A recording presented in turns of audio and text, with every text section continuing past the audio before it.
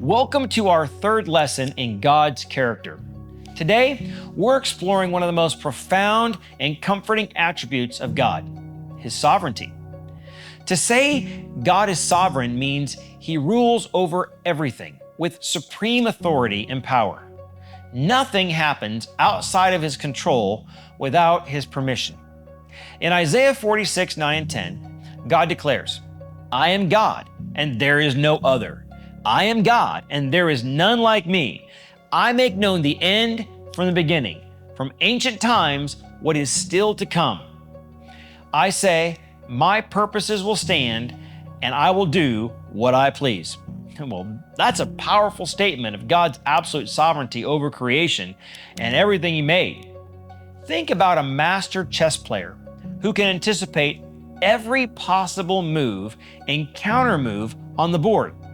Now, multiply that strategic wisdom infinitely, and you begin to glimpse God's sovereign control.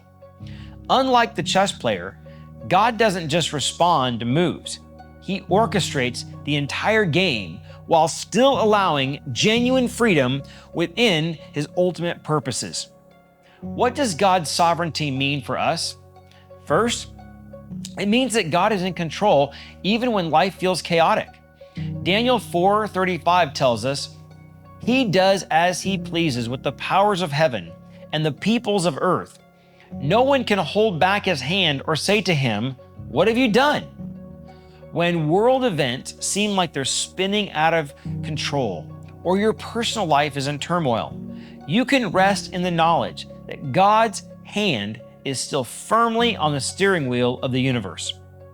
Second, God's sovereignty means nothing can thwart His ultimate purposes. Psalm 33:11 assures us, "The plans of the Lord stand firm forever, the purposes of His heart through all generations."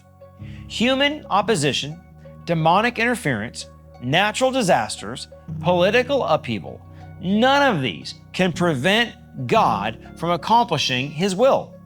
What He has promised, He will do. Third, God's sovereignty works alongside human responsibility. This is a mystery we can't fully comprehend, but Scripture affirms both realities. We see this in Acts 2:23, where Peter described Jesus' crucifixion as happening by God's deliberate plan and foreknowledge, yet also by wicked men. God sovereignly worked through human free choice, even sinful ones, to accomplish His redemptive purpose. Fourth, God's sovereignty extends to our salvation. Ephesians 1:4 and 5 reveals that God chose us in Him before the creation of the world and predestined us for adoption to sonship through Jesus Christ in accordance with His pleasure and will. Our salvation originates not in our decision, but in God's sovereign choice, though we are still called to respond in genuine faith. Fifth, God's sovereignty provides comfort in sufferings. Romans 8:28 promises, "And we know that all things work together for good to those who love God and are called according to His purpose." Because God is sovereign, He can take even painful, difficult circumstances and weave them into His good purposes for our lives. Nothing is wasted in God's economy. This week, identify an area of your life that feels out of control. It might be a health concern, a relationship problem, a financial challenge, or global uncertainties. Write down the specific situation, and beneath it write, "God is sovereign even over this." Pray daily, surrendering this situation to God's sovereign care, asking not just for your own preferred outcome, but for His purposes to be fulfilled.